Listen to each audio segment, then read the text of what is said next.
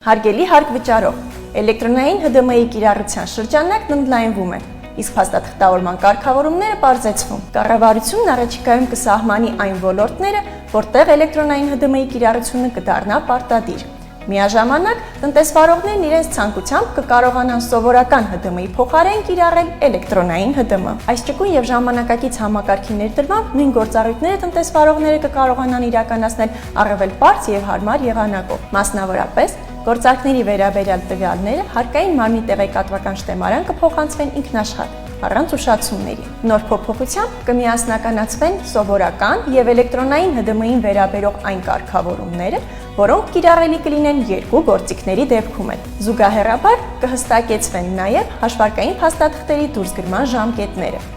Հարգվճարողը դուրս կգրի հաշվարկային փաստաթուղթը մինչև ապրանքի մատակարարումը։ Ի դեպ, այս տարվա սեպտեմբերի 1-ից ՀԴՄ կտրոնի վրա արտացոլվող տվյալները կսահմանի կառավարությունը, ինչը հնարավորություն կտա առավել ճկուն եւ արագ արձագանքել անհրաժեշտ փոփոխություններին։ Իսկ ահա օրենքն ամբողջությամբ ուժի մեջ կմտնի 2027 թվականի հունվարի 1-ից։